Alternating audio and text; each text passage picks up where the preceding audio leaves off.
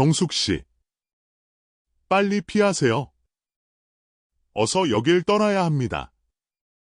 소장님, 지금 무슨 소리 하세요? 다음은 당신 차례가 될 겁니다. 그러니 어서.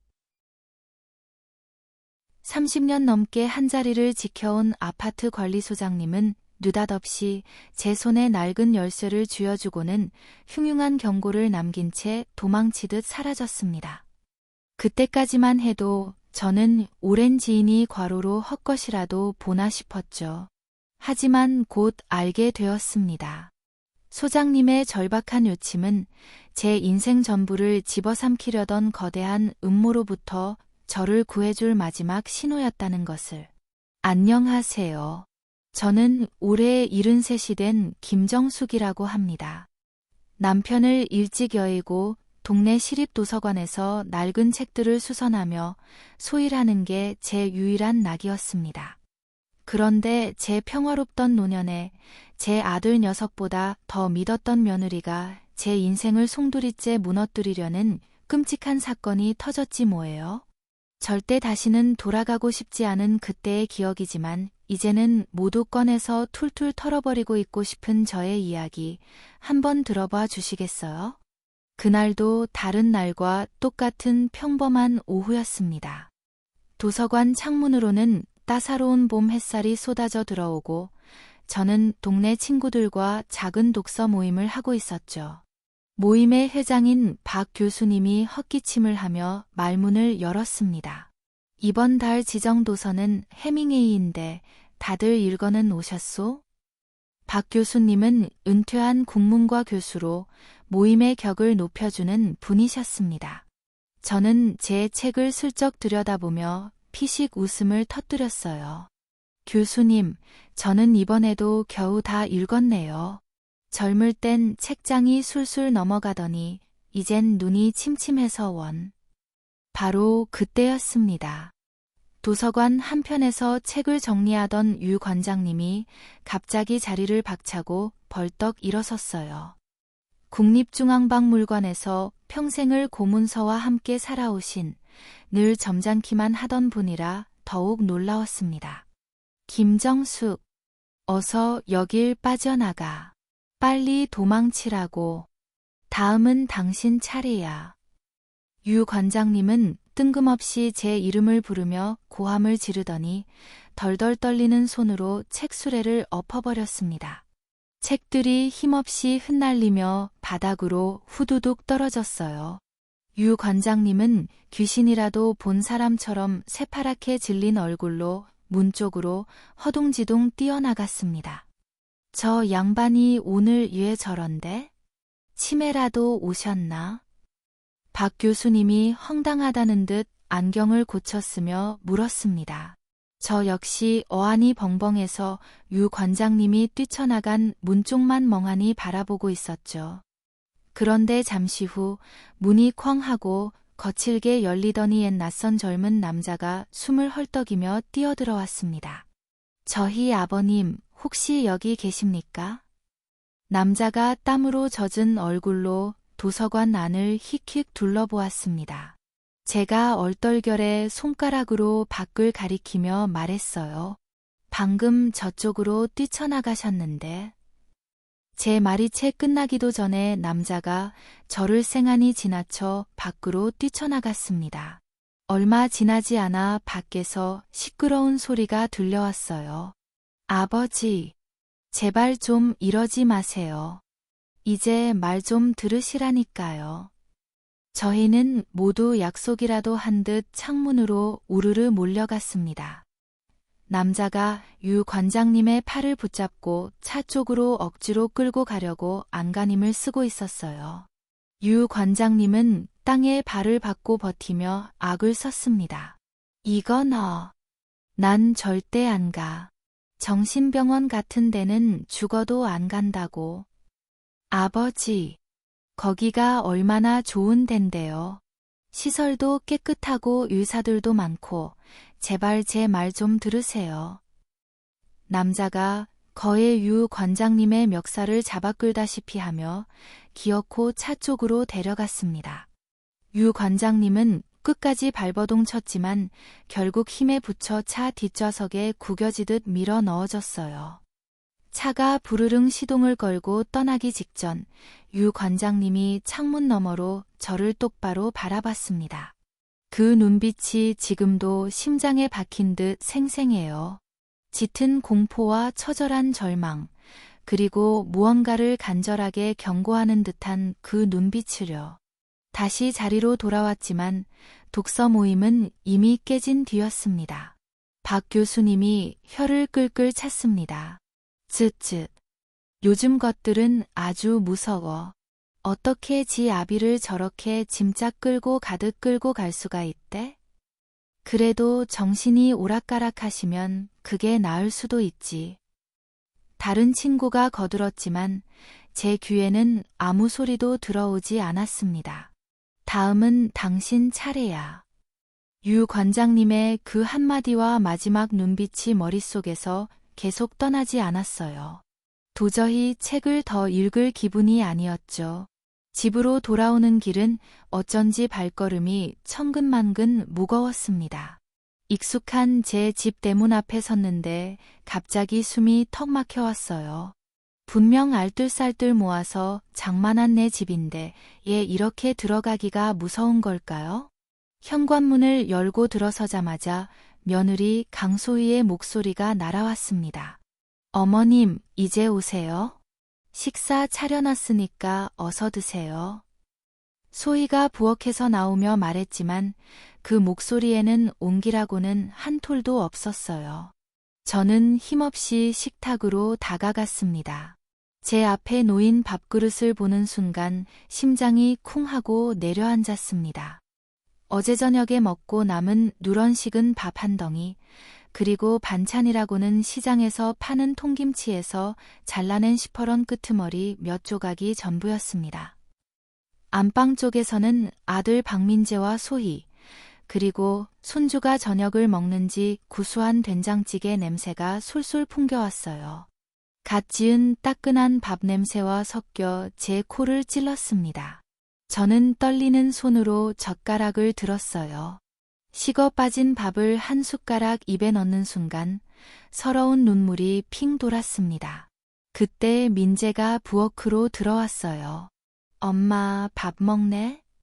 민재가 제 밥상을 힐끗 쳐다보더니 이내 고개를 휙 돌려버렸습니다. 저는 그런 아들의 눈을 똑바로 쳐다보며 말했어요. 그래, 먹는다. 이게 내 저녁이다. 민재는 제 시선을 애써 피하며 냉장고 문을 열었습니다. 물을 벌컥벌컥 마시더니 다시 안방으로 들어가려고 했어요. 제가 다급하게 물었습니다. 민재야, 너는 밥 먹었어? 응, 먹었어. 민재는 끝까지 제 눈을 보지 않고 짧게 대답했습니다. 바로 그 순간 안방에서 소희의 날카로운 목소리가 들려왔어요. 여보, 거기서 뭐해? 빨리 안 들어오고. 금방 갈게. 민재가 허들짝 놀라며 서둘러 안방으로 쏙 들어가 버렸습니다. 저는 덩그러니 혼자 남아 딱딱한 식은 밥을 씹었어요. 밥알인지 돌멩이인지 도무지 목구멍으로 넘어가지를 않았습니다. 깊은 밤이 되었습니다. 제 방으로 들어가자 싸늘한 냉기가 온몸을 헉 덮쳤어요. 소희가 제 방 보일러를 꺼버린 지 벌써 일주일이 넘었습니다. 어머님, 안 그래도 관리비가 너무 많이 나와서 걱정이에요. 이제 어머님 방 보일러는 그냥 꺼야겠어요. 소희가 며칠 전 일방적으로 통보했죠. 제가 뭐라고 하든 들은 척도 하지 않았습니다. 저는 옷장에서 가장 두꺼운 소미불을 꺼냈습니다. 그걸 이불 위에 한 겹 더 덮고 머리끝까지 뒤집었었지만 한기가 뼛속까지 파고드는 것 같았어요. 그렇게 추위에 떨다 깜빡 잠이 들었을 때였습니다. 방문이 달칵하고 살며시 열리는 소리에 잠에서 깼어요. 저는 눈을 꼭 감은 채 숨을 죽이고 있었습니다. 누군가 발소리를 죽이며 조심스럽게 방 안으로 들어왔어요. 잠시 후 보일러를 켜는 소리가 작게 들렸습니다. 민재였습니다. 민재는 잠시 제 침대 옆에 우두커니 서 있다가 이내 조용히 방을 나갔어요. 저는 가슴 깊은 곳으로 뜨거운 것이 울컥 차올랐습니다. 그래도 내 아들은 아직 내 편이구나. 그런 안도감이 들었죠. 하지만 그 생각은 아주 잠시였습니다. 다음 날 아침이었습니다. 소희가 제 방 문을 벌컥 열어젖히며 고래고래 소리를 질렀습니다. 어머님, 이 방 보일러 누가 켰어요? 어머님이 켜셨어요? 저는 이불을 머리끝까지 뒤집어 쓴 채 대답했습니다. 추워서 내가 좀 켰다. 어머님, 제가 분명히 말씀드렸잖아요. 관리비 때문에 끄기로 약속했잖아요. 소희가 성난 목소리로 쏘아붙이며 보일러를 다시 꺼버렸습니다. 그리고는 쿵쾅거리며 거실로 나가더니 민재에게 악을 썼어요. 여보, 이거 당신이 켰지? 솔직히 말해. 내가 뭐라 그랬어? 어머님 방은 절대 켜지 말라고 했잖아. 미안해. 엄마가 너무 추워하는 것 같아서 나도 모르게. 민재가 기어들어가는 목소리로 변명했습니다. 당신은 맨날 그놈의 엄마. 엄마, 우리 살림 거덜 나는 건 생각 안 해? 이 관리비가 다 어디서 나오는데? 소희의 목소리는 점점 더 커져만 갔습니다. 저는 이불 속에서 두 손으로 귀를 막고 몸을 잔뜩 움츠렸어요. 아들이 저 때문에 저렇게 모진 소리를 듣는 것이 죽기보다 싫었습니다. 그렇게 며칠이 지났습니다. 소희가 서류 몇 장을 손에 들고 제 방으로 들어왔어요. 어머님, 드릴 말씀이 있어요. 소희가 제 앞에 자리를 잡고 앉으며 말했습니다. 저는 불길한 예감에 마른 침을 꿀꺽 삼키며 소희를 바라봤어요. 우리 손주 이제 중학생 되잖아요. 슬슬 자기 공부방이 필요할 나이인데 이 방 어머님이 좀 비워주셔야겠어요. 뭐, 지금 이 방을 나더러 비우라고? 제가 귀를 의심하며 되물었습니다. 소희가 귀찮다는 듯 고개를 까딱했어요. 네, 어머님은 저기 창고 옆 작은 방으로 가시면 되잖아요. 어차피 혼자 지내시는데 이렇게 넓은 방은 필요 없으시죠. 여기가 어떤 방인데?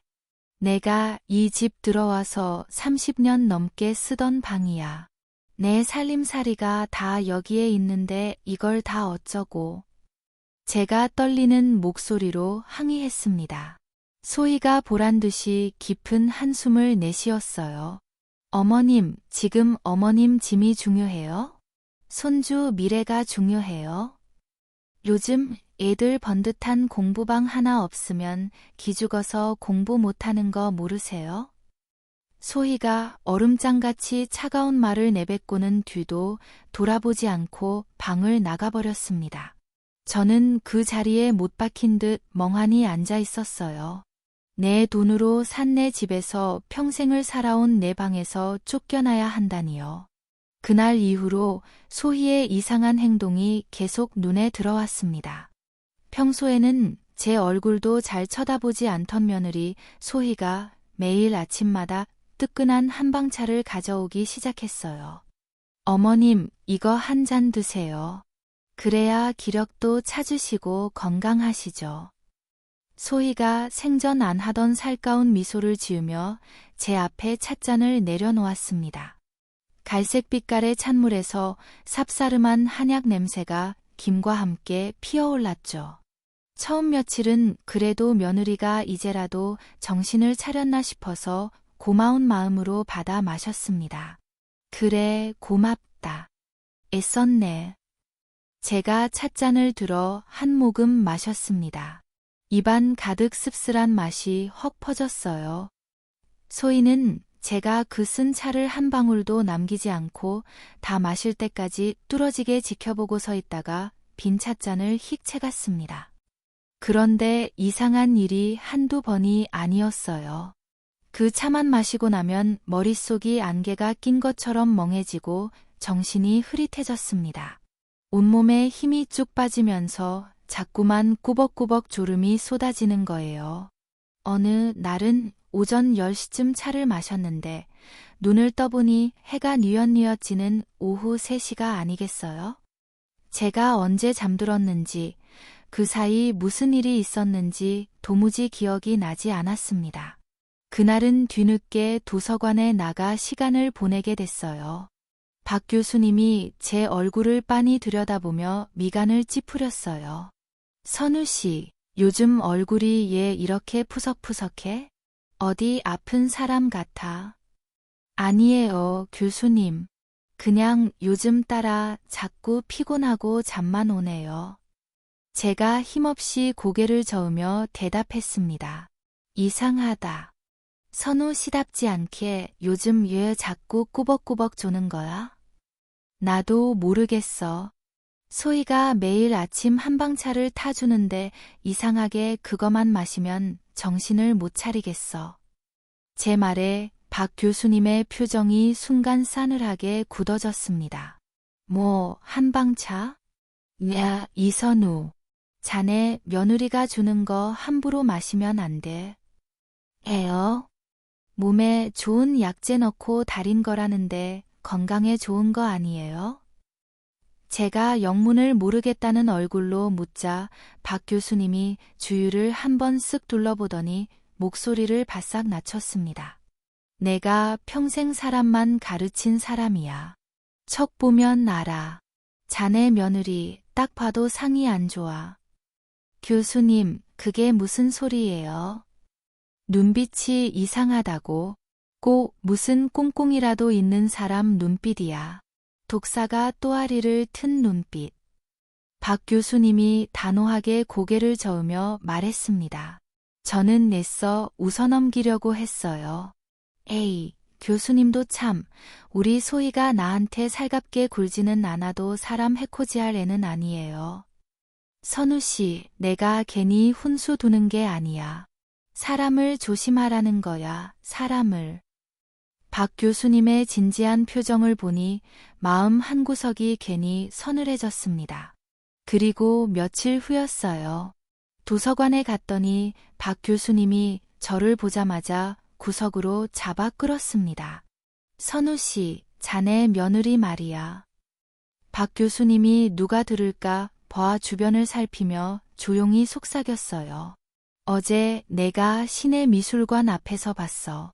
옛 남자랑 아주 심각한 얼굴로 이야기를 하고 있더라고. 미술관에는 제 심장이 쿵 하고 바닥으로 떨어지는 것 같았습니다. 박 교수님이 제 손을 꽉 잡으며 말했어요. 내 말이 그 말이야. 혹시 자네 집 문서라도 건드리려고 그러는 거 아니야? 말도 안 되는 소리 하지 마세요, 교수님. 그 집은 내 이름으로 되어 있어서 어떻게 하지 못할걸. 제가 버럭 소리치며 고개를 저었지만 목소리는 염소처럼 떨리고 있었습니다. 그래도 몰라. 요즘 세상이 어떤 세상인데 등본이라도 한번 떼봐. 꼭 확인해보라고. 박 교수님의 그 말이 밤새도록 귓가에서 떠나지 않았습니다. 다음 날 아침 저는 똥이 트자마자 등기소로 향했어요. 혹시나 하는 마음에 가슴이 방망이질을 쳤습니다. 저기 등기부등본 한 통만 떼주세요. 창구 직원에게 신분증을 내밀며 말했습니다. 직원이 컴퓨터 자판을 몇 번 두드리더니 서류 한 장을 출력해 건넸어요. 저는 떨리는 손으로 서류를 받아들었습니다. 소유자 이름을 확인하는 순간 저도 모르게 안도의 한숨이 터져 나왔어요. 이선우. 다행히 아직 제 이름으로 되어 있었습니다. 하지만 불안감은 쉬이 가시지 않았어요. 그럼 소희는 대체 얘 미술관 앞에서 남자를 만났던 걸까요? 무거운 마음으로 집에 돌아오니 소희가 현관에서 화장을 고치며 예출 준비를 하고 있었어요. 어머님, 저 친구 좀 만나고 잠깐 나갔다 올게요. 소희가 핸드백을 고쳐매며 말했습니다. 저는 말없이 고개를 끄덕이며 안방 쪽을 곁눈질했어요. 소희가 나가고 현관문이 닫히자마자 저는 홀린 듯 안방문 앞에 섰습니다. 심장이 제멋대로 쿵쿵 울렸어요. 이러면 안 되는데, 이건 도둑질인데. 입으로는 중얼거렸지만 제 발은 이미 안방 안으로 들어서고 있었습니다. 저는 곧장 옷장 문을 열었어요. 옷가지들을 하나하나 들춰 봤습니다. 혹시나 싶어 침대 밑을 들여다봤습니다. 그때 구석에 놓인 작은 서류함 하나가 눈에 들어왔어요. 저는 먼지를 뒤집어 쓴 서류함을 꺼냈습니다. 작은 자물쇠가 단단히 채워져 있었어요. 저는 머리에서 실핀을 빼내 자물쇠 구멍에 넣고 조심스럽게 움직였습니다. 손이 어찌나 떨리는지 몇 번이나 헛손질을 했어요. 딸깍. 마침내 자물쇠가 열렸습니다. 서류함을 열자 서류 몇 장이 들어있었어요.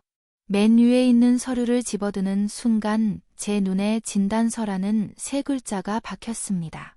제 손이 종이를 쥔 채 부들부들 떨렸어요. 진단서에 적힌 환자 이름은 제 이름 이선우였습니다. 병원 이름은 처음 들어보는 서울대 명병원이었고요. 저는 태어나서 그런 병원에 가본 적도 없었습니다. 환자 이선우는 심각한 수준의 혈관성 치매로 최종 진단됨. 정상적인 사리분별이 불가능하며 재산관리 능력이 현저히 떨어짐. 보호자의 지속적인 관찰이 필요하며 금치산자 선고가 시급함. 진단서 내용을 읽는 순간 온몸에 피가 차갑게 식는 것 같았습니다. 제가 치매라고요? 금치산자 선고? 이건 말도 안 되는 거짓말이었습니다. 저는 이렇게 정신이 멀쩡한데요. 그 뒤에는 다른 서류들도 있었습니다. 부동산 매매 계약서 초안이었어요. 제 집을 팔아치우겠다는 내용이 빼곡하게 적혀 있었죠. 매도인 이름 칸에는 버젓이 제 이름 이선우 석자가 적혀 있었습니다. 이게 대체 무슨... 중얼거리는 제 목소리가 사시나무처럼 떨렸습니다. 이제야 모든 조각이 맞춰졌어요. 소희가 저를 정신 나간 치매 환자로 만들어서 이 집을 팔아먹으려고 이런 끔찍한 짓을 꾸미고 있었던 겁니다. 저는 사진을 찍은 후 서류함을 원래 있던 자리에 도로 밀어넣고 방을 나왔습니다. 다리가 후들거려 금방이라도 주저앉을 것만 같았어요. 거실 소파에 겨우 몸을 기댔습니다. 그날 저녁이었습니다. 어김없이 소희가 그 한방차를 들고 나타났어요. 어머님, 오늘도 이거 드시고 밤에 푹 주무셔야죠. 소희가 아무것도 모른다는 듯 찻잔을 제 앞에 내려놓았습니다. 저는 그 가증스러운 웃음이 소름 끼치도록 무서웠습니다. 그래, 고맙구나. 저는 태연한 척 차를 받아들었습니다. 하지만 마시는 척 입만 대고 있다가 소희가 잠시 자리를 비운 사이 화분에 쪼르르 부어버렸어요. 밤이 깊어 저는 이불을 머리끝까지 뒤집어 쓰고 누워 있었습니다. 하지만 잠은 한숨도 오지 않았습니다. 한방차를 마시지 않았더니 정신이 오히려 10년은 젊어진 것처럼 또렷했죠. 자정이 넘었을 무렵이었을까요? 거실에서 소희의 목소리가 작게 새어나왔어요. 누군가와 몰래 통화하는 것 같았습니다. 저는 이불을 살짝 걷어내고 방문에 귀를 바짝 갖다 댔습니다. 네, 그럼요. 서류는 이미 다 준비해놨어요. 소희의 목소리였습니다. 네, 윗선에도 보고 드렸고요. 아무 걱정 마세요. 어머니 상태도 이제 거의 마무리 단계예요. 매일 약을 먹이고 있으니까 조만간 완전히 정신 못 차리실 거예요. 제 심장이 쿵쾅거리다 못해 터져버린 것 같았습니다. 약이라니. 그 한방차에 약을 탔다는 말이 틀림없었어요. 집은 언제든지 비울 수 있어요. 다음 주쯤이면 요양원으로 보낼 수 있을 것 같습니다. 소희가 승리에 찬 목소리로 속삭였습니다. 네, 알겠습니다. 그럼 자세한 얘기는 내일 만나서 하죠. 통화가 끊겼습니다. 저는 이불 속에서 덜덜 떨리는 몸을 주체할 수 없었어요. 이제 모든 것이 명확해졌습니다. 소희는 제게 수면제 같은 약을 먹여 저를 잠에 취하게 만들고 있었습니다. 저를 정신 나간 치매 환자로 몰아서 꼼짝없이 요양원에 쳐넣으려고 했던 거예요. 그리고는 제 집을 팔아 그 돈을 가로채려는 속셈이었습니다. 혼자 꾸민 짓이 아니었어요. 뒤에서 이 모든 걸 조종하는 누군가가 또 있었습니다. 저는 이불을 피가 나도록 꽉 움켜쥐었습니다. 유 관장님의 겁에 질린 얼굴이 눈앞에 어른거렸어요. 이선우, 다음은 당신 차례야. 이제야 그 말이 뼛속까지 이해됐습니다. 유 관장님도 저와 똑같은 일을 당하고 있는 게 분명했어요. 뜨거운 눈물이 뺨을 타고 주르륵 흘러내렸습니다. 이 상황에 내 아들 민재는 대체 뭘 하고 있는 걸까요? 아내가 이런 끔찍한 일을 꾸미는데 정말 까맣게 모르고 있는 걸까요? 아니면 알면서도 모른 척 눈 감고 있는 걸까요? 저는 뜬 눈으로 밤을 새웠습니다. 이대로 호락호락하게 당할 수는 없었습니다. 무엇이든 해야만 했어요. 일단 도서관으로 가야 했습니다. 박 교수님에게 이 모든 사실을 털어놓고 도움을 청해야 했어요. 혼자서는 이 거대한 음모를 도저히 감당할 수 없을 것 같았습니다. 저는 무거운 발걸음으로 도서관을 향했습니다. 밤새 한숨도 못 잔 탓에 제 얼굴은 말이 아니었죠. 도서관 문을 열고 들어서는데 마침 봉사활동을 하러 오셨던 사회복지사 정민지 선생이 깜짝 놀라 달려왔습니다. 어머, 선우 할머니, 안색이 왜 이렇게 안 좋으세요? 혹시 밤새 무슨 일 있으셨어요?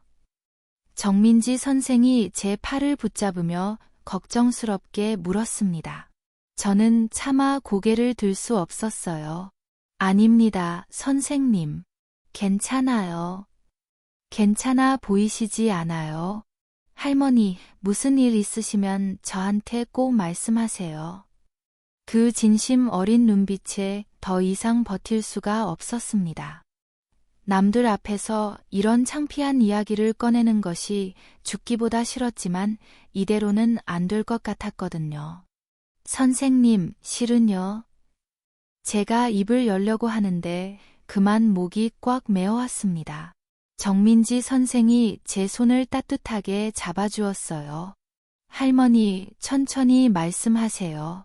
제가 옆에서 꼭 도와드릴게요. 그 따뜻한 한마디에 저는 용기를 냈습니다. 저는 떨리는 손으로 핸드폰을 꺼내 며느리 몰래 찍어둔 진단서 사진을 보여주었습니다. 이게 뭔가요, 할머니? 정민지 선생이 사진을 자세히 들여다보며 물었습니다. 제 이름으로 된 치매 진단서예요. 하지만 저는 한 번도 이 병원에 가본 적이 없어요. 제 목소리가 염소처럼 떨려 나왔습니다. 정민지 선생의 표정이 순식간에 싸늘하게 굳어졌어요.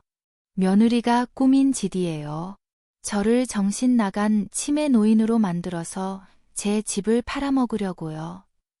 저는 그동안 있었던 모든 일을 남김없이 털어놓았습니다. 매일 아침 저를 잠에 취하게 만들었던 한방차 이야기, 한밤중에 들었던 소희의 통화 내용, 그리고 이 가짜 진단서까지 전부 말했죠. 제 이야기를 듣는 내내 정민지 선생의 얼굴이 점점 더 심각해졌습니다. 할머니, 이건 명백한 노인 학대입니다. 정민지 선생이 단호하게 말했습니다. 게다가 할머니의 재산을 노린 악질적인 범죄예요. 이건 절대 그냥 넘어갈 수 없는 일이라고요. 하지만 선생님, 제가 이제 뭘 어떻게 해야 할지 하나도 모르겠습니다. 제가 힘없이 말하자 정민지 선생이 제 손을 더욱 꽉 잡았습니다. 가장 중요한 건 법적으로 효력이 있는 증거를 모으는 거예요. 이 사진 한 장만으로는 부족해요. 네, 그 한방차에 어떤 약 성분이 들어있는지 확인해야 하고 며느님이 통화하는 내용도 반드시 녹음해야만 해요. 정민지 선생의 말에 저는 고개를 끄덕였습니다. 할머니, 혼자서 얼마나 무섭고 두려우셨어요. 하지만 이제부터는 혼자가 아니에요. 제가 꼭 도와드릴게요. 정민지 선생의 말에 뜨거운 눈물이 핑 돌았습니다. 그날 저녁이었습니다. 어김없이 소희가 그 시커먼 한방차를 들고 나타났어요. 어머님, 오늘도 이거 드시고 밤에 푹 주무셔야죠. 소희가 아무것도 모른다는 듯 찻잔을 제 앞에 내려놓았습니다. 저는 속내를 감추고 일부러 웃으며 찻잔을 받았어요. 그래, 우리 며느리 덕분에 내가 잠이라도 편히 자는구나. 고맙다. 찻잔을 들어 입에 가져갔지만 마시는 척 입술만 살짝 댔습니다. 소희가 거실로 나가는 것을 확인하고 저는 재빨리 주머니에서 작은 약병을 꺼냈습니다. 며칠 전 혹시 몰라 약국에서 미리 사다 둔 빈 약병이었어요. 손이 덜덜 떨렸지만 저는 조심스럽게 한방차를 약병에 옮겨 담았습니다. 뚜껑을 단단히 닫고는 품속 깊숙이 숨겼어요. 심장이 금방이라도 터져 나올 것처럼 쿵쾅거렸습니다. 이걸 들키기라도 하면 저는 끝장이었어요. 다음 날 아침이었습니다. 도서관으로 가는 길에 누군가 제 이름을 불렀습니다. 선우 엄마. 돌아보니 유 관장님이었습니다. 불과 며칠 만에 보는 유 관장님은 완전히 다른 사람처럼 보였어요. 두 뺨은 캥하게 꺼지고 눈가에는 시커먼 그림자가 내려앉아 있었습니다. 관장님, 이게 무슨 일이에요? 어디 편찮으세요? 제가 깜짝 놀라 묻자 유 관장님이 주위를 한번 휙 둘러보더니 제 팔을 잡아 끌었습니다. 여기서는 이야기 못해 일단 도서관 안으로 갑시다. 도서관에 도착하자마자 유 관장님은 저를 가장 구석진 자리로 데려갔습니다. 아무도 없는 곳이었어요. 선우 엄마, 그날 말이야. 유 관장님이 아주 작은 목소리로 말문을 열었습니다. 내가 도서관에서 미친 사람처럼 뛰쳐나간 날, 다행히 정신병원까지는 끌려가지 않았어. 그런데 난 그날 이후로 아무리 생각해도 이대로 죽을 수는 없겠다 싶었어. 유 관장님의 손이 파르르 떨리고 있었습니다. 그래서 그 못된 며느리년 뒤를 밟았어. 네? 뭐라고요? 제가 기겁하며 묻자 유 관장님이 고개를 끄덕였습니다. 이러다 들키면 어쩌지 싶어서 심장이 멎는 줄 알았지만 그래도 해야만 했어. 그년이 대체 무슨 꿍꿍이인지 알아야 했으니까. 유 관장님이 주머니에서 핸드폰을 꺼냈습니다. 그러다가 똑똑히 봤어. 자네 며느리랑 우리 며느리 그 두 년이 한 동네 카페에서 만나서 히덕거리는 걸 말이야. 뭐라고요?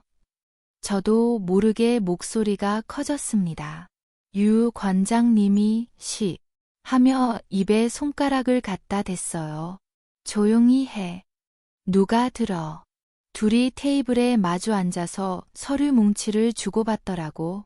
처음부터 한패였던 거야. 유 관장님이 제게 사진 한 장을 보여주었습니다. 카페 창밖에서 몰래 찍은 사진이었어요. 소희와 유 관장님의 며느리가 마주 앉아 무언가를 보며 웃고 있었습니다. 그 둘의 테이블 위에는 두툼한 서류 뭉치가 놓여 있었죠. 이것들이 아주 조직적으로 우리 같은 늙은이들 등쳐먹으려고 작당을 한 거야. 유 관장님의 목소리가 분노로 떨렸습니다. 저는 그 사진을 보며 온몸에 소름이 돋았습니다. 관장님, 세상에 혹시라도 저것들한테 들키면 어쩌시려고요? 이제 괜찮아. 난 이미 모든 걸 각오했으니까. 유 관장님이 주머니에서 명함 한 장을 더 꺼냈습니다. 그리고 이것도 있어. 흥신소 직원 명함이야. 흥신소어. 그래. 아무래도 우리 늙은이들 힘만으로는 부족할 것 같아서 내가 수소문했어. 정말 도움이 필요하면 연락하라고 하더라고. 유 관장님이 제 손에 명함을 쥐어주었습니다. 저는 그 명함을 부서져라 꽉 쥐었어요. 관장님, 선우 엄마, 우리 이대로 호락호락하게 당할 수는 없어. 죽이 되든 밥이 되든 싸워야지. 유 관장님의 눈빛이 그 어느 때보다 단호하게 빛났습니다. 그때 박 교수님이 도서관으로 들어왔어요. 아니, 둘이 여기서 뭘 그렇게 심각하게 속닥거리고 있는 거야? 박 교수님이 저희에게 다가왔습니다. 저희는 박 교수님에게도 지금까지 있었던 모든 일을 털어놓았어요. 저런 천하의 몹쓸 것들. 박 교수님이 주먹을 불끈 쥐며 부들부들 떨었습니다. 이게 아주 보통 일이 아니네. 완전히 사기꾼 조직이야. 이거 우리가 가만히 있으면 안 되겠어. 맞아, 가만히 있으면 우리만 바보 되는 거야. 유 관장님이 고개를 끄덕였습니다. 우리끼리라도 똘똘 뭉쳐야 해. 우리 도서관 수사대라도 만들자고. 도서관 수사대요? 제가 되물었습니다. 박 교수님이 제 어깨를 탁 쳤어요. 그거 아주 좋은 생각이네. 우리 셋이 힘을 합쳐서 증거를 모으고 저 못된 것들 아주 혼쭐을 내주는 거야. 하지만 우리 같은 늙은이들이 뭘 할 수 있을까요?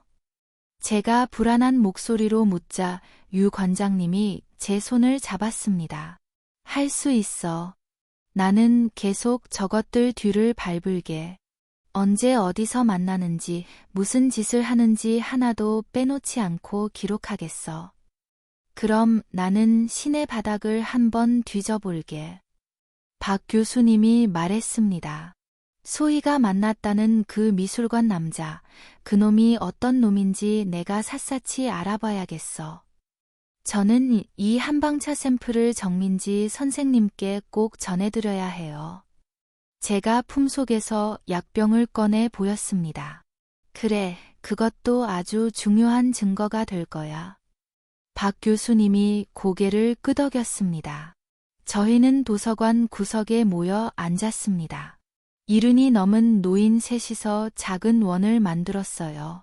누가 보면 우스꽝스럽다고 손가락질할지도 모릅니다.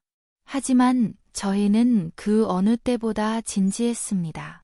자, 그럼 오늘부터 우리 도서관 수사대 출범이다. 박 교수님이 불끈 쥔 주먹을 앞으로 내밀었습니다. 유 관장님과 저도 주먹을 맞댔어요. 파이팅! 저희의 작은 목소리가 도서관에 울려 퍼졌습니다. 이제 더는 물러설 곳이 없었어요. 저희는 싸울 준비가 되었습니다. 그리고 저희는 반드시 이길 겁니다. 도서관 수사대를 결성한 다음 날이었습니다. 저는 밤새 품속에 고이 숨겨두었던 약병을 꺼내 정민지 선생에게 건넸습니다. 선생님, 바로 이거예요. 어젯밤에 며느리가 준 차를 받아냈어요. 할머니, 이걸 국과수에 보내서 성분 분석을 정식으로 맡겨볼게요. 국과수요? 그게 가능한 일이에요? 제가 놀라 묻자 정민지 선생이 고개를 힘차게 끄덕였습니다. 네, 제가 아는 분이 그곳에 계셔서 어떻게든 부탁드려 볼 수 있어요. 시간이 좀 걸리더라도 꼭 알아내야죠. 정말 고맙습니다, 선생님. 그렇게 며칠이 흘렀습니다. 저는 하루하루 피가 마르는 심정으로 도서관에 나갔어요. 그날도 책을 정리하고 있는데 박 교수님이 시내에서 헐레벌떡 뛰어들어왔습니다. 선우 씨, 내가 알아냈어. 그놈에 대해서 똑똑히 알아냈다고. 박 교수님이 숨을 헐떡이며 제 옆자리에 털썩 주저앉았습니다. 뭘 알아냈는데요, 교수님? 자네 며느리 소희가 만났다는 그 미술관 놈 말이야. 박 교수님이 누가 들을까 버아 목소리를 바싹 낮췄습니다.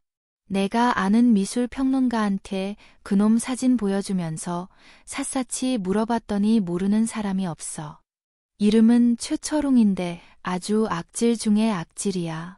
주로 힘없는 노인들한테 가짜 그림 팔아먹고 재산 가로채는 일에 귀신같이 끼어드는 놈이래. 박 교수님이 분이 안 풀리는지 주먹으로 제 무릎을 탁 쳤습니다. 내가 딱 보면 그놈은 생긴 것부터가 사기꾼 관상이라고. 그럼 소희가 처음부터 그 사람이랑. 제 말이 채 끝나기도 전에 박 교수님이 고개를 끄덕였습니다. 말해 뭐해, 둘이 짜고 치는 고스톱이지. 미술계에서는 벌써 그놈한테 당한 노인네가 한둘이 아니라고 하더라고. 저는 온몸에 소름이 쫙 돋았습니다. 유 관장님도 며칠 내내 발에 땀이 나도록 움직이고 있었습니다. 어느 날 도서관에 온 유 관장님은 두꺼운 수첩 한 권을 꺼내 보였어요. 선우 엄마, 이것 좀 봐. 유 관장님이 펼친 수첩에는 날짜와 시간, 장소가 아주 꼼꼼하게 적혀 있었습니다. 3월 15일 목요일 오후 3시 여의도 만남의 광장 카페. 3월 22일 목요일 오후 3시 또 같은 장소. 유 관장님이 돋보기 너머의 눈으로 글씨를 하나하나 짚으며 말했습니다. 매주 목요일마다 어김없이 만나. 약속 시간도 항상 똑같아. 관장님, 정말 대단하세요. 어떻게 이런 것까지. 제가 감탄하며 말하자 유 관장님이 핸드폰도 꺼내 보였습니다. 사진도 더 찍었지. 이것 좀 보시오. 핸드폰 화면에는 여러 장의 사진이 있었습니다. 소희와 유 관장님의 며느리가 서류 뭉치를 주고받는 모습, 심지어 두툼한 돈 봉투를 건네는 모습까지 선명하게 찍혀 있었어요. 허허, 평생 공무원으로 살면서 몸에 밴 거라고는 이런 꼼꼼함밖에 없어서 말이죠. 유 관장님이 쑥스러운 듯 헛기침을 했습니다. 관장님 덕분에 저것들을 올가맬 증거가 많이 모였어요. 제가 유 관장님의 주름진 손을 꼭 잡았습니다. 그로부터 일주일이 지났습니다. 마침내 정민지 선생에게서 전화가 왔어요. 할머니, 드디어 성분 분석 결과가 나왔어요. 전화기 너머로 들려오는 정민지 선생의 목소리가 다급했습니다. 제 심장이 쿵쾅거리기 시작했어요. 어떻게 나왔어요, 선생님? 다량의 향정신성 수면제 성분이 검출됐어요. 의사 말로는 절대 처방 없이는 구할 수 없는 약물이래요. 저는 손에서 핸드폰을 떨어뜨릴 뻔했습니다. 정말로 소희가 제게 독을 먹이고 있었던 겁니다. 할머니, 더 이상 지체할 시간이 없어요. 이제 경찰서에 가야 해요. 제가 정식으로 고소장을 접수할게요. 네, 알겠습니다, 선생님. 다음 날 아침이었습니다.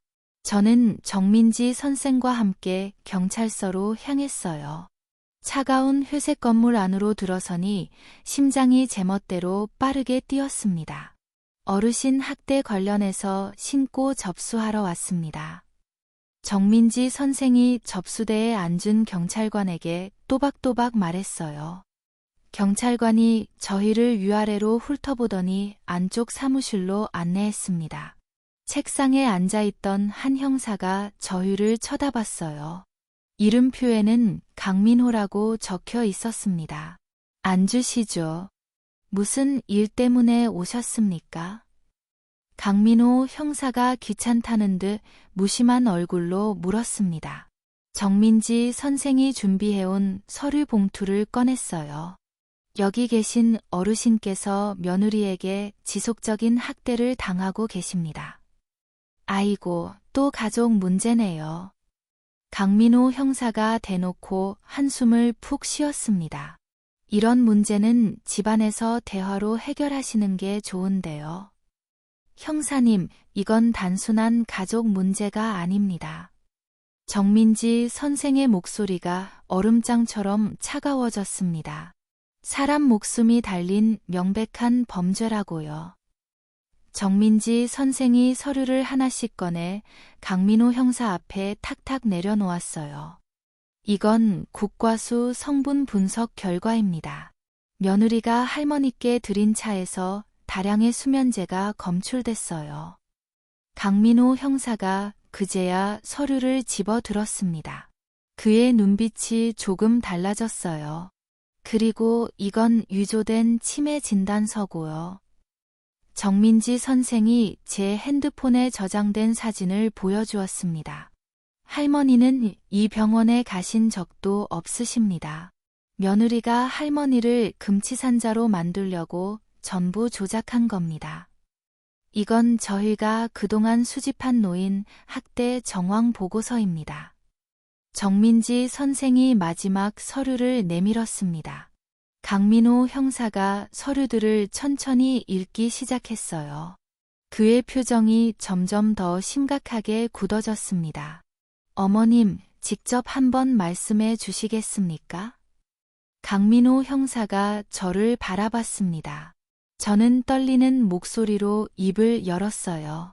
며느리가 매일 아침마다 한방차라면서 시커먼 물을 타줬어요. 그것만 마시면 정신이 하나도 없고 하루 종일 잠만 잤죠. 언제부터 그런 일이 있었습니까? 벌써 한 달도 더 된 것 같습니다. 제가 대답했습니다.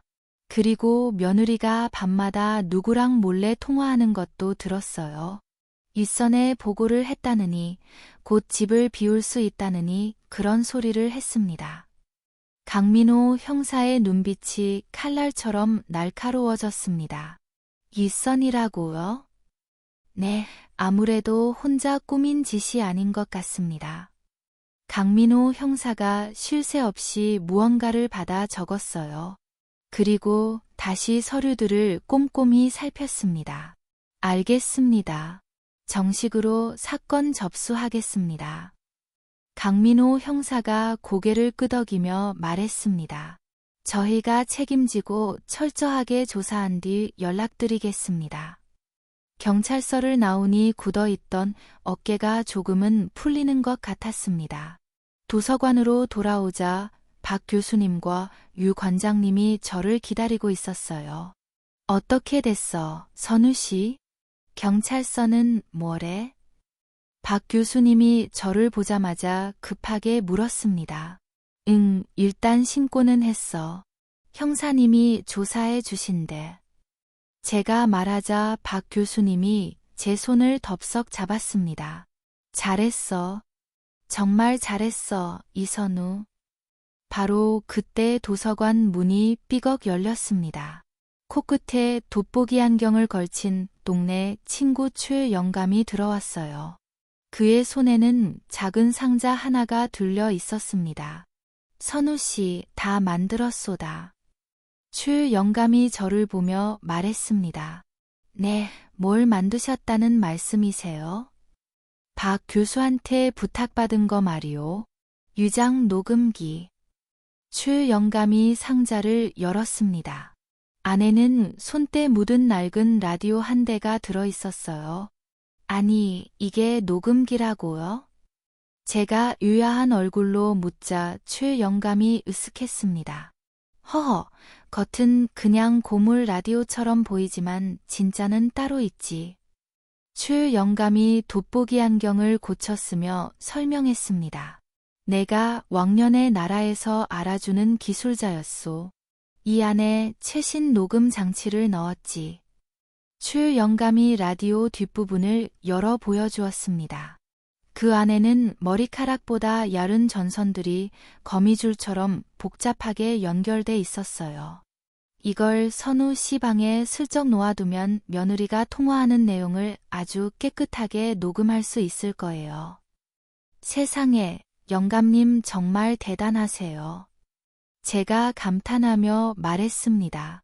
여기 요 작은 버튼만 살짝 누르면 녹음이 시작돼. 불빛 하나 안 나오니까 절대 들킬 염려 없으다. 최 영감이 제게 사용법을 차근차근 설명해 주었습니다. 저는 고맙고 감동스러운 마음에 눈물이 핑 돌 지경이었어요. 영감님, 정말 고맙습니다. 뭘 이런 걸 가지고 우리 같은 늙은이들끼리 서로 돕고 살아야지. 그날 밤이었습니다. 저는 최 영감이 만들어준 녹음기를 제 방 선반 구석에 놓았어요. 오래된 책들 사이에 두니 정말 감쪽 같았습니다. 자정이 넘었을 무렵 거실에서 소희의 목소리가 들려왔습니다. 저는 재빨리 녹음 버튼을 눌렀어요. 네, 실장님. 다음 주면 모든 게 다 끝나요. 소희의 목소리가 제 방 안으로 스며들어왔습니다. 요양원도 예약 다 해놨고 집 매매 계약서도 이미 준비됐어요. 저는 이불 속에서 숨을 죽인 채 귀를 기울였습니다. 네, 윗선에도 그렇게 전해주세요. 계획대로 착착 진행 중이라고요. 지난번에도 성공했다고요? 네, 알겠습니다. 그럼 자세한 얘기는 목요일에 만나서 하죠. 통화가 끝났습니다. 저는 떨리는 손으로 녹음을 멈추고 재생 버튼을 눌렀어요. 소희의 목소리가 제 방 안에 선명하게 울려 퍼졌습니다. 다음 날 아침 동이 트자마자 도서관으로 달려갔습니다. 박 교수님, 유 관장님, 최 영감님도 모두 모여 제게서 흘러나오는 소희의 목소리를 들었습니다. 노인 재산 헌팅? 저것들이 우리를 노인 재산 헌팅 팀이라고 부른다고? 유 관장님이 경악하며 소리쳤습니다. 이 녹음이 결정적인 증거라는 확신이 들었습니다. 저는 곧바로 정민지 선생에게 전화를 걸었어요. 선생님, 제가 녹음에 성공했어요. 정민지 선생은 한달음에 달려와 녹음 파일을 강민호 형사에게 전달했습니다. 정민지 선생은 말했습니다. 할머니, 이제 곧 놈들이 움직일 겁니다. 이제부터는 정말 한시도 방심하시면 안 돼요. 그 전화를 받고 며칠이 지난 아침이었습니다. 소희가 제 방문을 똑똑 두드렸어요. 어머님, 일어나셨어요? 좋은 아침이에요. 오늘 병원에 상담 예약해놨어요. 어머님, 건강검진 받으러 가셔야죠. 평소와는 달리 목소리가 솜사탕처럼 달콤했습니다. 저는 그 웃음이 악마의 미소처럼 섬뜩하게만 보였죠. 병원. 나는 아픈데 하나 없는데 무슨 병원이냐? 제가 퉁명스럽게 말했지만 소희는 다짜고짜 제 팔을 덥석 잡았습니다. 어머님, 제발 제 말 좀 들으세요. 제가 다 어머님 걱정돼서 이러는 거잖아요.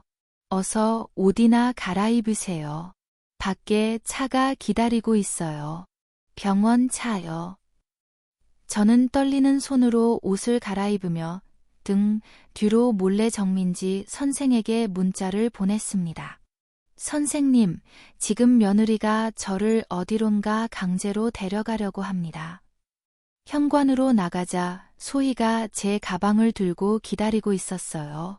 집 밖으로 나서는 순간 저는 그 자리에 얼어붙고 말았습니다. 골목 앞에 시커먼 창문이 달린 하얀색 봉고차 한 대가 서 있었어요. 그리고 그 차 옆에는 온몸에 문신을 한 검은 옷의 사내 두 명이 팔짱을 낀 채 서 있었습니다. 험상궂은 얼굴로 저를 위아래로 훑어보고 있었죠. 저 사람들은 대체 누구냐? 제가 겁에 질려 떨리는 목소리로 물었습니다. 소희가 제 등을 거칠게 떠밀었어요. 아, 병원 직원들이에요. 어서 가세요, 어머님. 싫어. 싫다. 나는 저 차 절대 안 탄다. 제가 버럭 소리를 질렀습니다. 그러자 소희가 제 팔을 부서져라 잡아 끌었어요. 검은 옷의 사내들이 제게 다가왔습니다. 할머니, 좋은 말 할 때 조용히 타시죠. 사내 하나가 제 반대쪽 팔을 거칠게 움켜쥐었습니다. 바로 그때였습니다. 골목 입구에서 날카로운 급정거 소리가 들렸어요. 검은색 승용차 2대가 순식간에 골목 양쪽을 완벽하게 막아섰습니다. 차 문이 열리더니 여러 사람이 쏟아져 내렸어요. 강민호 형사와 경찰들이었습니다. 꼼짝 마라, 경찰이다. 모두 그 자리에 엎드려. 강민호 형사가 천둥 같은 목소리로 요쳤습니다. 그 순간 소희의 얼굴이 새하얗게 질렸어요. 뭐예요? 이게 지금 무슨 일이에요? 소희가 당황해서 더듬거렸습니다. 검은 옷의 사내들이 도망치려 했지만 경찰들이 재빨리 달려들어 그들을 덮쳤어요. 전원 현행범으로 체포한다. 강민호 형사가 성큼성큼 소희 앞으로 다가왔어요. 당신이 강소희 씨 맞습니까? 노인 학대 및 사기, 재산 편취 미수 혐의로 당신을 긴급 체포합니다. 강민호 형사가 얼음장같이 차가운 목소리로 말했습니다. 소희는 발악했지만 강 형사는 국과수 분석 결과지와 녹취록을 내밀었습니다. 소희는 그 자리에 털썩 주저앉았습니다. 바로 그때 골목 안쪽에서 민재가 헐레벌떡 뛰어왔습니다. 이게 다 무슨 소리야? 여보, 소희야. 민재가 수갑을 찬 소희를 보고 그 자리에 우뚝 멈춰 섰습니다. 아니, 이게 무슨 일이야? 당신들 뭔데 내 아내한테 수갑을 채우는 거야? 강민호 형사가 민재에게 모든 서류를 건넸습니다. 민재는 위조된 진단서와 수면제 분석 결과, 그리고 아내의 목소리가 담긴 녹취록을 읽더니 잿빛 얼굴로 절규하듯 물었습니다. 이게 정말이야? 소희야, 이게 다 사실이냐고. 소희는 고개를 푹 숙인 채 아무 말도 하지 못했어요. 미안해, 여보. 그 한마디에 민재는 다리에 힘이 탁 풀려 바닥에 풀썩 주저앉았습니다. 경찰들이 소희를 경찰차로 끌고 갔습니다. 민재는 바닥에 주저앉은 채 어린아이처럼 울기 시작했어요. 엄마, 미안해. 내가 정말 미안해. 저는 그런 아들을 무표정하게 내려다봤습니다. 더 이상 저런 아들의 얼굴을 보고 싶지 않았습니다. 며느리 소희가 차가운 수갑을 차고 끌려간 지 며칠이 지났습니다. 언제 그런 끔찍한 일이 있었냐는 듯 도서관에는 다시 예전의 평화가 찾아온 것 같았어요. 저는 오랜만에 만나는 친구들과 함께 독서 모임에 둘러앉아 웃음꽃을 피우고 있었습니다. 우리 이선우 아주 장하다 장해. 정말 잘 싸웠어. 박 교수님이 제 어깨를 떡 주무르듯 두드리며 칭찬했습니다. 에이, 교수님. 저 혼자 한 게 뭐 있다고요? 교수님이랑 유 관장님이 안 도와주셨으면 전 벌써 정신병원에 끌려갔을 거예요. 그건 그렇고 우리 도서관 수사대의 1등 공신인 유 관장님은 오늘도 코빼기도 안 보이네? 박 교수님이 주위를 두리번거리며 말했습니다. 그제야 저도 무언가 이상하다는 느낌이 들었습니다. 그러게요. 저희가 이겼다고 그렇게 좋아하셨는데 며칠째 통 얼굴을 못 뵀어요. 어디 몸이라도 편찮으신가? 저는 핸드폰을 꺼내 유 관장님 번호로 전화를 걸었습니다. 뚜뚜뚜. 예타는 신호음만 계속 울릴 뿐 전화를 받지 않았습니다. 안 받으시네요? 이상하다. 제가 고개를 갸우뚱하며 말했습니다. 박 교수님의 표정이 순간 굳어졌어요. 그럴 리가 없는데. 그 양반이 약속도 없이 전화를 안 받을 사람이 아니야. 혹시 무슨 일이라도 생긴 거 아니야? 설마요. 하지만 저는 불안한 마음에 집으로 가봐야겠다고 생각했습니다. 저와 박 교수님은 서둘러 도서관을 나섰습니다. 유 관장님 댁은 도서관에서 걸어서 10분이면 닿는 가까운 거리였습니다. 대문 앞에 섰습니다. 초인종을 눌렀지만 집 안에서는 아무런 대답이 없었습니다. 관장님, 유 관장님, 안에 계세요? 박 교수님이 목청껏 소리쳤지만 집안은 줄 죽은 듯 조용하기만 했습니다. 이상하다. 문이라도 한번 열어봐. 박 교수님이 말했습니다. 저는 불안한 마음에 대문 손잡이를 잡고 살짝 당겨 보았어요. 덜컥 문이 힘없이 열렸습니다. 아니, 문이 왜 잠겨 있지도 않아? 저희는 조심스럽게 집 안으로 들어갔습니다. 거실로 들어서는 순간 저희는 숨을 멈췄습니다.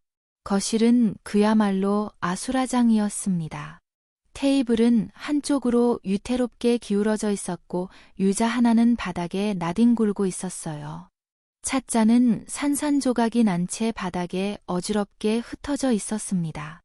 세상에, 이게 무슨... 박 교수님이 입을 틀어막고 중얼거렸습니다. 누가 와서 다투기라도 한 흔적 같아요. 제가 떨리는 목소리로 말했습니다. 관장님, 도대체 어디 계신 거예요? 박 교수님이 겁에 질려 소리쳤습니다. 바로 그때였습니다. 제 핸드폰이 유란하게 울렸어요. 화면에 뜬 것은 생전 처음 보는 낯선 번호였습니다. 여보세요? 제가 떨리는 손으로 전화를 받았습니다. 당신이 이선우 씨 맞지? 전화기 너머로 얼음장같이 차갑고 날카로운 남자 목소리가 들려왔습니다. 누구신데요? 그건 알 거 없고 지금 유 관장이라는 노인네 찾고 있는 거 맞지? 제 심장이 쿵하고 바닥으로 떨어지는 것 같았습니다. 우리 관장님 어디 계세요? 관장님한테 무슨 짓 한 거예요? 시끄럽고 내가 시키는 대로 조용히 해. 그러면 그 노인네 무사할 테니까. 경찰에 알리거나 어디 가서 입 한 번 잘못 놀렸다가는 그 노인네 목숨은 없는 줄 알아. 똑똑히 알리세요. 알아들었어? 잠깐만요. 여보세요? 제가 소리쳤지만 전화는 야속하게 뚝 끊어졌습니다. 선우 씨, 무슨 전화야? 누구 전화인데 그래? 박 교수님이 제 팔을 붙잡고 흔들었습니다. 교수님, 유 관장님이 납치당한 것 같아요. 제가 넋 나간 사람처럼 말했습니다. 박 교수님이 비명을 질렀어요. 뭐라고? 그게 무슨 소리야? 저희는 곧바로 경찰서로 미친 듯이 달려갔습니다. 강민호 형사를 찾아갔어요. 형사님, 큰일 났어요. 정말 큰일 났다고요. 제가 숨을 헐떡이며 말했습니다. 어머님, 진정하시고 무슨 일인지 말씀해 주세요. 유 관장님이 사라졌어요. 집에는 다툰 흔적이 가득하고 방금은 어떤 놈한테서 협박 전화까지 왔어요. 강민호 형사의 표정이 순식간에 굳어졌어요. 젠장, 며느리 강소희의 윗선 놈들이 움직이기 시작한 겁니다. 네, 윗선이라고요? 박 교수님이 되물었습니다. 강소희를 신문하면서 전부 알아냈습니다. 강민호 형사가 두툼한 서류철을 꺼냈습니다. 강소희와 유 관장님의 며느리, 그 두 사람은 거대한 범죄 조직의 일원에 불과했습니다. 강민호 형사가 서류를 펼쳐 저희 앞에 보여주었습니다. 서류에는 저희처럼 억울한 일을 당한 수많은 노인들의 사진과 이름이 빼곡하게 적혀 있었습니다. 전국에 돈 많고 힘없는 독거노인들만을 대상으로 재산을 가로채 온 전문 사기 조직입니다.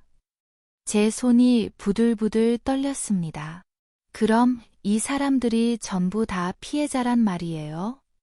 네, 저희가 지금까지 파악한 것만 지난 3년간 최소 30명이 넘는 어르신들이 피해를 입었습니다. 조직은 변호사, 의사, 요양원 운영자들과 한통속이었습니다. 의사까지요? 네, 돈 몇 푼의 양심을 팔아넘긴 의사들이 어르신들의 가짜 치매 진단서를 만들어줬습니다. 어머님께서 발견하신 그 진단서도 그중 하나였죠. 세상에 어떻게 이런 일이? 박 교수님이 입을 틀어막았습니다. 그들은 합법을 가장한 방식으로 어르신들의 전 재산을 빼돌렸습니다. 집을 팔고 예금을 인출하고 보험금까지, 그야말로 뼛속까지 다 빨아먹은 겁니다. 강소희와 유 관장님의 며느리는 조직의 제일 말단에서 움직이는 실행책이었습니다.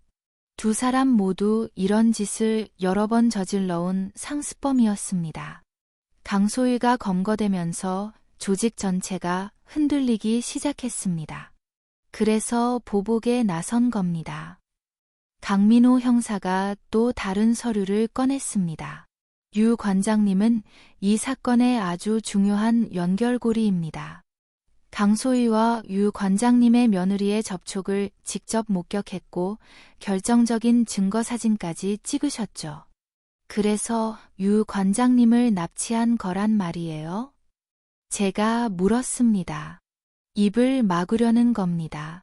유 관장님께서 재판에서 증언하시면 조직 전체가 무너질 수도 있으니까요.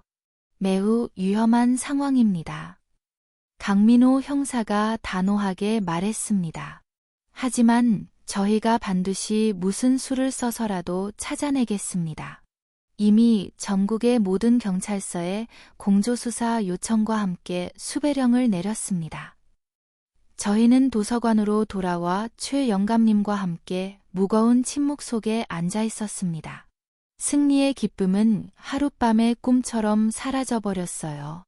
그 자리에는 지독한 두려움과 불안감만이 무겁게 내려앉았습니다. 선우 씨, 우리 이제 뭐라도 해야 하는 거 아니야? 박 교수님이 떨리는 목소리로 물었습니다. 바로 그때였습니다. 제 머릿속에서 번개처럼 무언가 스쳐 지나갔습니다. 유 관장님이 언젠가 스치듯 했던 그 말 한마디가요. 잠깐만요, 생각났어요. 제가 자리를 박차고 벌떡 일어났습니다. 유 관장님이 예전에 저한테 말씀하신 적이 있어요. 며느리년이 무슨 이상한 문화재단에 다닌다고요. 수도권 외곽 어디에 있는 사이비 종교시설 같다고 하셨어요.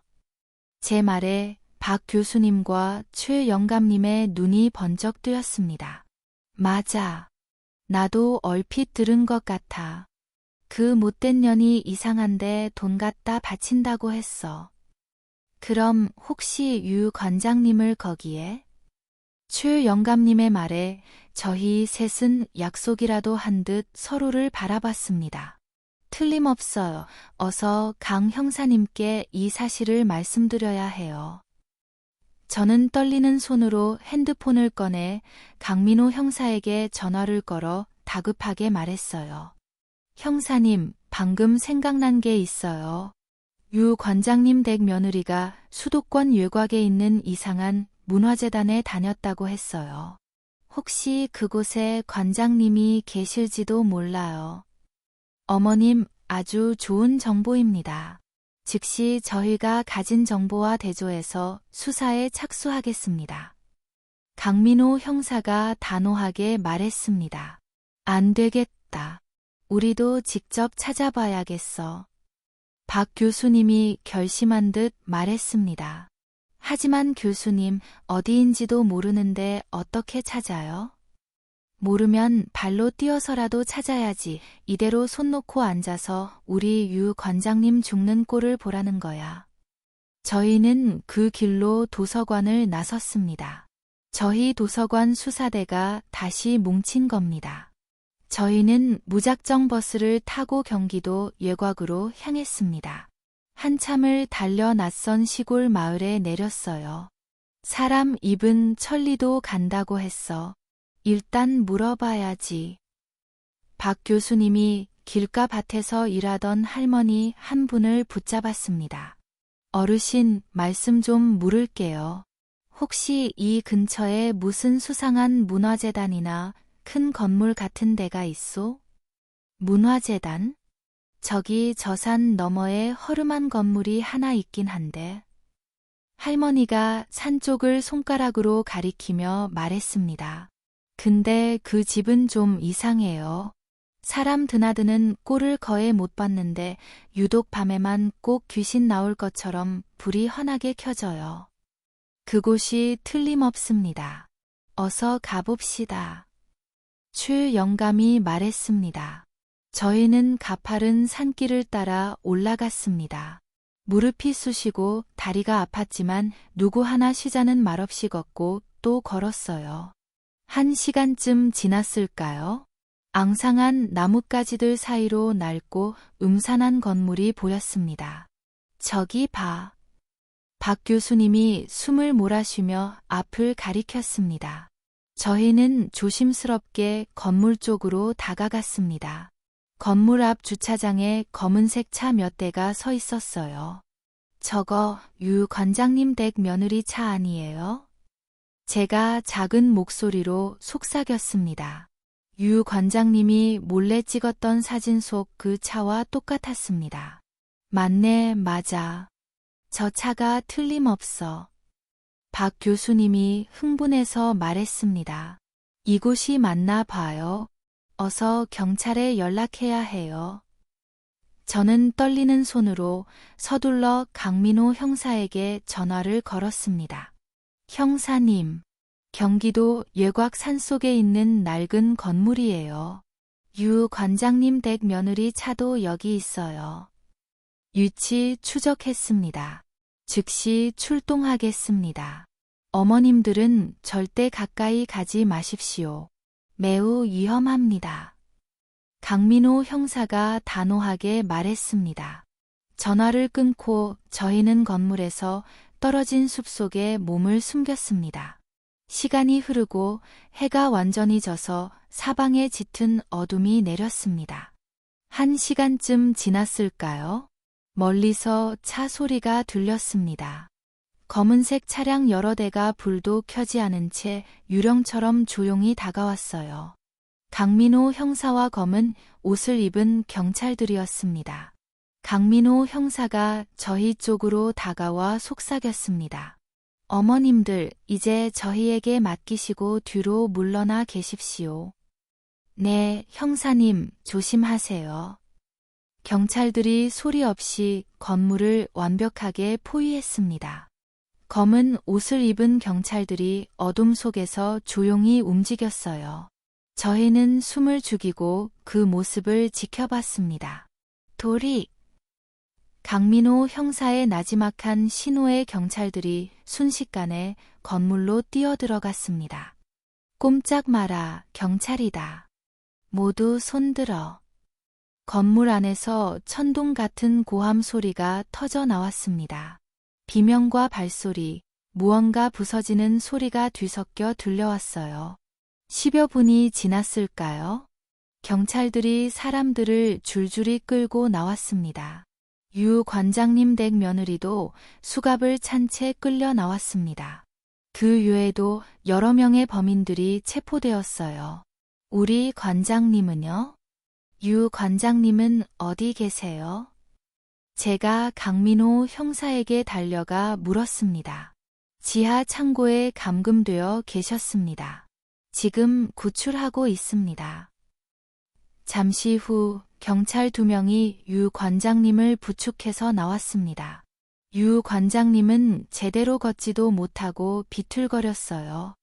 얼굴은 시체처럼 창백했고 입고 있던 옷은 흙투성이였습니다. 덥수룩하게 자란 수염이 그간의 고생을 말해주고 있었죠. 관장님. 제가 울부짖으며 달려갔습니다. 유 관장님이 저를 보더니 뜨거운 눈물을 뚝뚝 흘렸습니다. 아이고, 선우 엄마. 유 관장님이 제 손을 꽉 잡았습니다. 그 손이 얼음장처럼 차가웠어요. 내가 자네 덕분에 내가 살았어. 유 관장님의 목소리가 처절하게 떨렸습니다. 관장님, 괜찮으세요? 몸은 어떠세요? 박 교수님도 달려와 유 관장님을 붙잡고 울었습니다. 괜찮아, 이제 다 괜찮아. 자네들이 나를 찾아줘서. 유 관장님이 말을 잇지 못하고 흐느꼈습니다. 구급대원들이 유 관장님을 들것에 조심스럽게 눕혔습니다. 어르신, 병원으로 모셔야 합니다. 네, 저희도 같이 가겠습니다. 제가 말했습니다. 구급차 안에서 유 관장님이 작은 목소리로 말했습니다. 거기 다른 할아버지, 할머니들도 많이 있었어. 다 나처럼 당한 사람들이야. 알아요, 관장님. 이제 다 괜찮아요. 경찰이 전부 구출했어요. 정말 다행이다. 다행이야. 유 관장님이 안도의 한숨을 내쉬었습니다. 병원에 도착하자 의사가 유 관장님을 정밀 검사했습니다. 큰 요상은 없습니다. 다만 영양 상태가 좋지 않으니 며칠 푹 쉬시면 괜찮아지실 겁니다. 의사의 말에 저희는 비로소 안도의 숨을 내쉴 수 있었습니다. 강민호 형사가 병원으로 찾아왔어요. 어머님들 정말 고생 많으셨습니다. 강민호 형사가 저희에게 깊이 인사했습니다. 조직원들은 현장에서 모두 체포했습니다. 그리고 그 건물 지하에서 다른 피해자 어르신들도 6분이나 무사히 구출했습니다. 세상에. 박 교수님이 입을 막았습니다. 돈에 눈이 먼 변호사, 의사, 요양원 운영자까지 관련된 인물들 전부 검거했습니다. 이번 기회에 이 악질적인 조직을 완전히 뿌리 뽑았습니다. 강민호 형사의 말에 저는 비로소 마음이 놓였습니다. 이 모든 게 다 어머님들 덕분입니다. 저희 도서관 수사대가 아니었다면 불가능했을 겁니다. 강민호 형사가 저희를 보며 고개를 숙여 인사했습니다. 저희는 서로를 마주보며 희미하게 미소 지었습니다. 이제 모든 것이 끝났습니다. 드디어 저희에게도 진짜 평화가 찾아온 겁니다. 그렇게 몇 달이라는 시간이 흘렀습니다. 저는 차가운 법원 대기실 의자에 꼿꼿이 앉아 있었어요. 오늘은 그 악마 같은 범죄 조직의 마지막 재판이 열리는 날이었습니다. 증인 이선우 씨, 들어오실 차례입니다. 법원 직원이 저를 불렀습니다. 저는 떨리는 다리를 애써 감추며 자리에서 일어났습니다. 할머니, 괜찮으실 거예요. 저희가 있잖아요. 정민지 선생님이 제 손을 따뜻하게 잡아주었습니다. 육중한 법정 문을 열고 안으로 들어갔습니다. 높은 판사님 자리 아래 피고인석에는 소희와 유 관장님의 며느리를 비롯한 조직원들이 죄수복을 입고 고개를 푹 숙인 채 앉아 있었어요. 소희가 저를 발견하고는 고개를 들었습니다. 하지만 저는 그쪽으로 눈길 한 번 주지 않았습니다. 증인, 앞으로 나와 주십시오. 판사님의 엄숙한 목소리에 저는 증인석으로 걸어갔습니다. 증인은 이번 사건에 대해 알고 있는 사실을 모두 정직하게 말씀해 주시기 바랍니다. 저는 깊게 숨을 한 번 들이마시고 입을 열었습니다. 제 며느리 강소희는 저에게 매일같이 수면제가 든 차를 먹였습니다. 제 목소리가 조금의 떨림도 없이 법정 안에 울려 퍼졌습니다. 저를 정신 나간 치매 환자로 만들어서 평생 피땀 흘려 일군 제 집을 빼앗으려 했습니다. 이를 위해 의사와 짜고 가짜 치매 진단서까지 만들었습니다. 저는 제가 겪었던 모든 고통을 당당하게 증언했습니다. 저를 잠에 치하게 만들었던 그 시커먼 한방차 이야기, 한밤중에 제 숨통을 조여왔던 소희의 통화 내용, 그리고 저를 강제로 끌고 가려 했던 요양원 봉고차 이야기까지 전부 말했죠. 그리고 저 사람들은 저뿐만이 아니라 힘없고 요로운 수많은 노인들의 인생을 송두리째 망가뜨렸습니다. 제 목소리에는 더 이상 두려움이나 떨림이 없었습니다. 증언을 마치고 나오는데 가슴을 짓누르던 커다란 돌덩이가 비로소 사라지는 것 같았습니다. 드디어 세상에 제 모든 억울함을 토해냈다는 생각에 후련했습니다. 재판이 끝나고 법원을 나오자 박 교수님과 건강을 되찾은 유 관장님, 그리고 최 영감님이 저를 기다리고 있었어요. 우리 이선우 정말 대단하다. 아주 똑 부러지게 잘했어. 박 교수님이 제 어깨를 힘껏 두드렸습니다. 고맙습니다, 교수님. 다 교수님이랑 관장님들 덕분이에요. 그로부터 며칠이 지났습니다. 정민지 선생님에게서 연락이 왔어요. 할머니, 제가 이번 일을 계기로 노인 인권상담센터를 작게 열어보려고 하는데 혹시 저와 함께 봉사활동을 해보실 수 있으세요? 제가요? 저 같은 늙은이가 뭘 할 수 있다고? 아니에요. 할머니께서 직접 겪으신 일들을 다른 비슷한 처지의 어르신들께 들려주시는 것만으로도 그분들께는 정말 큰 용기와 힘이 될 거예요. 저는 잠시 생각했습니다. 좋아요. 한번 해 보겠습니다. 그렇게 저는 저처럼 억울한 피해를 입은 노인들을 위한 상담 봉사를 시작했습니다. 제 이야기를 듣고 다시 살아갈 용기를 얻었다는 분들을 보며 저는 제 삶의 새로운 보람을 느꼈습니다. 그러던 어느 날 분가에서 따로 살고 있던 민재가 찾아왔습니다. 소희와 이혼 서류에 도장을 찍은 후 처음 보는 얼굴이었죠. 민재는 몰라보게 수척해져 있었습니다. 눈가에는 검은 그늘이 짙었고 한때 떡 벌어졌던 어깨도 축 처져 있었어요. 엄마. 민재가 현관 앞에 망부석처럼 서서 저를 바라봤습니다. 들어와라. 민재는 거실로 들어와 소파에 힘없이 주저앉았어요. 엄마, 나 요즘 아무것도 못하겠어. 다니던 회사도 그만뒀어. 민재가 푹 숙인 고개를 들지 못한 채 말했습니다. 그랬는데. 아무 유욕이 안 생겨. 내가 뭘 그렇게 잘못한 건지 앞으로 어떻게 살아가야 할지 하나도 모르겠어. 민재의 목소리가 가여울 정도로 떨렸습니다. 저는 그런 아들을 가만히 바라봤습니다.